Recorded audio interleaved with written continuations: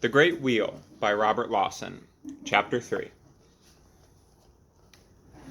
Con stood at his bedroom window, watching the sun go down over the Palisades. Uncle Michael's flat was high up on the 5th floor, so that the one window of the rear bedroom allowed a western view all the way over to New Jersey. The smoking chimneys of the lower brownstone fronts, stretching down the block, were sharply silhouetted against the cold December sky. The streets were now engulfed in shadow. At 9th Avenue, a brightly lighted elevated train rattled by, its busy little engine coughing clouds of blue steam and scattering a trail of bright sparks. He made his way to the bathroom to wash up for dinner.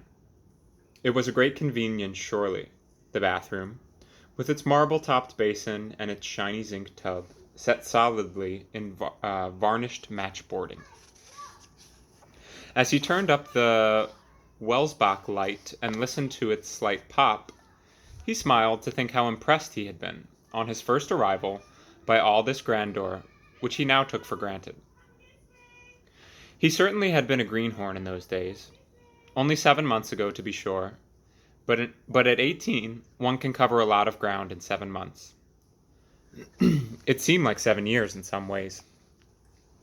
He still remembered Uncle Michael's loud and hearty greeting at the pier, the more restrained but cordial welcomes of his cousins, Stella and Agnes. Agnes, pretty, impish, and a bit younger than he, was hard put to it to hide her amusement at his appearance. The heavy tweeds and boots from Galway's leading emporium were hardly of New York's latest mode. The curly copper-colored hair, which Aunt Honora had cut only a month or so ago, ran somewhat wild over his collar. The almost empty carpet-bag stamped him as an immigrant, fresh from the old sod. He was quite bewildered by the noisy bustle and confusion, which made Galway's waterfront seem like a sleepy fishing village in comparison.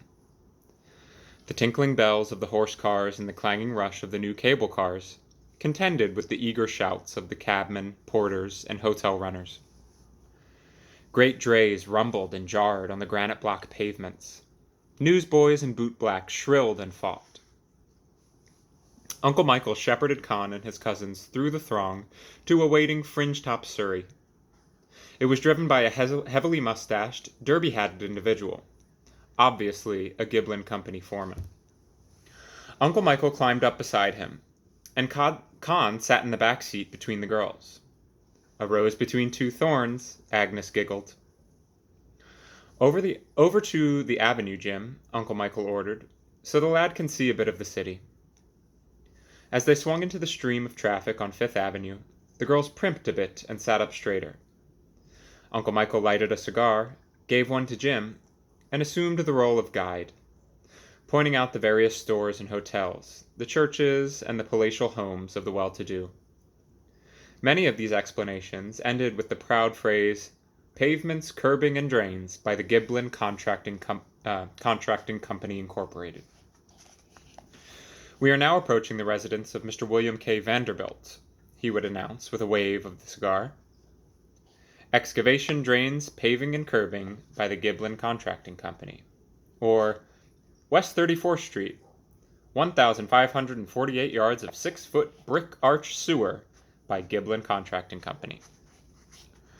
Occasionally his discourse might be varied by a disparaging bit, such as West 41st Street, 800 yards of miserable, slatternly laid 30-inch tile by Regan and Schmaltz. A disgrace to the city, the way it clogs and backs up after every moderate heavy dew. Con was filled with awe by the great busy stores, the marble and granite chateaux and palaces, the never-ending stream of glittering carriages with their high-stepping horses. But the awe almost mounted to panic when they finally drew up before the apartment house where the Giblins resided. 7 impressive stories it towered, all of brick and brownstone, its facade tastefully decorated with wrought iron fire escapes. A uniformed doorman helped the young ladies dismount and carried Con's bag into the elevator. An elevator! Con paled a bit and crossed himself surreptitiously. But Uncle Michael and the girls entered the open-grilled cage unconcernedly and he needs must follow. The operator slid the door closed, heaved on the great rope, and the cage wobbled its way safely to the 5th floor, where Aunt Cecilia greeted him warmly. She was simple and easygoing, like Mother and Aunt Honora and the other village women.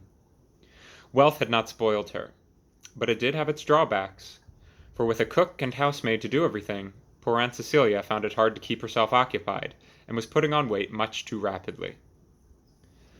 The Giblin flat, apartment Angus called it, was large and rather floridly furnished.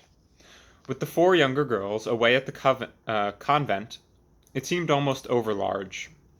To Con, after the 2-roomed cottage, it was immense.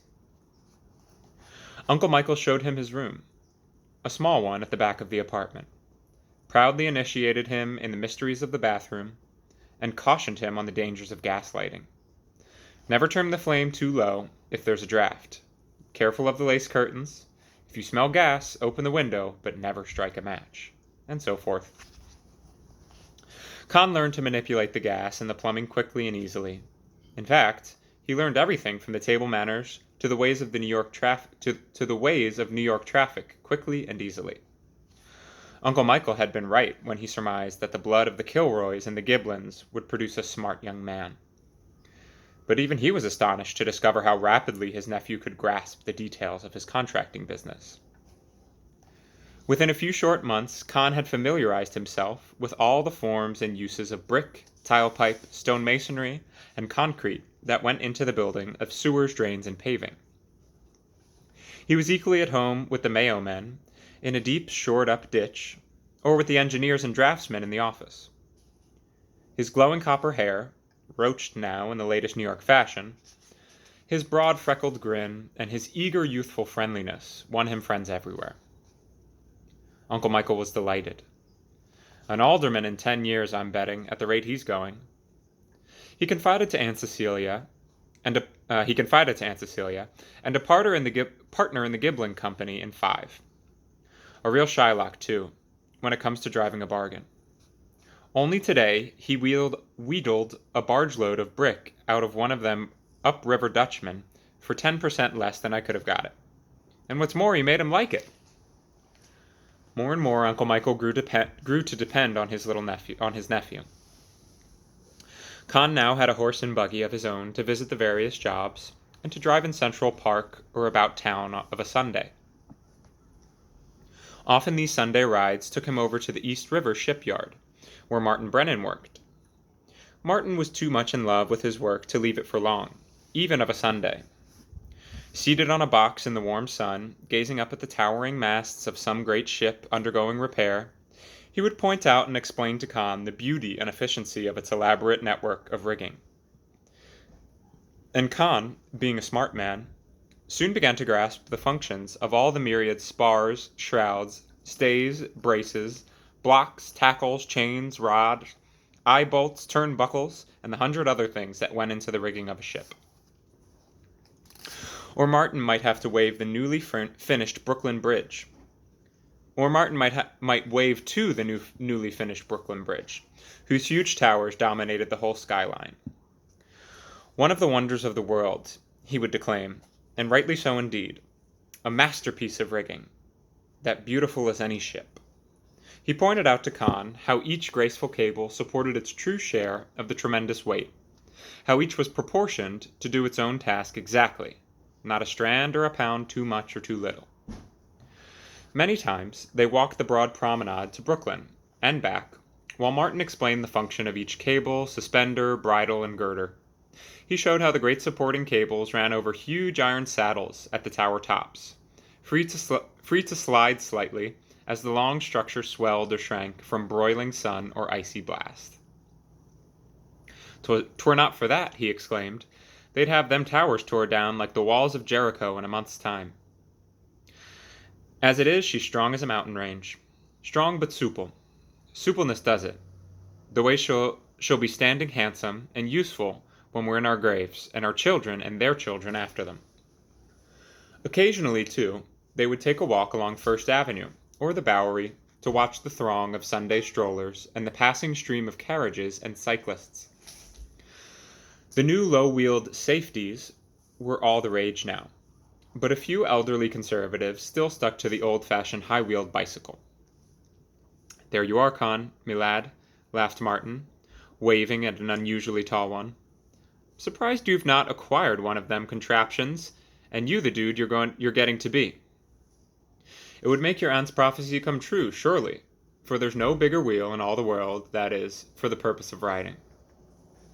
"Thanks, no," Con grinned. "There's easier ways of breaking your neck than taking a header off one of them." Martin's shrewd little eyes settled on Con closely. "And what about that grand fortune your aunt read you?" he asked.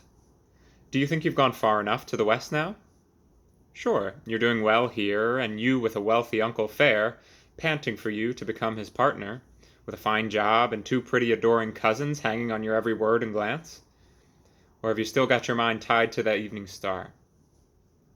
"I don't know. I don't know at all," Con answered slowly, his forehead all puckered with thinking. "I've got everything here anyone ought to want, I guess. More than I deserve, likely. But somehow, I don't know. What with the crowds and the noise and the dirt and all the hurry and all, it's hard to think. But Martin, I don't want to be spending all the days of my life building sewers and laying pavements. It's little more exciting than cutting peat in old Gallagher's bog, and not as pleasant. There, anyway, you could breathe the air and sometimes see and hear a wee bird and him singing, or perhaps a rabbit poking his head at you through a hedge. And you could watch the sun sinking into the decent clean ocean, and not being smothered in a cloud of dirty chimney smoke." Martin Brennan chuckled understandingly. "Not that I hold anything against sewers and pavements, mind you," he said. "They have their uses. But for you to be building them doesn't seem becoming to the grandness of your aunt's prophecy. Go west, young man, as Horace Greeley was saying. Or was it Henry Ward Beecher? Go west and grow up with the country. Follow your fortune, lad. There's greater things to be done than laying sidewalks for mean little people to be scuffing their dirty boots on. Was there the likes of a respectable shipyard to the west of here, I'd be following the evening star myself." It was that very evening, halfway through Sunday night supper, that Uncle Patrick came roaring in out of the west.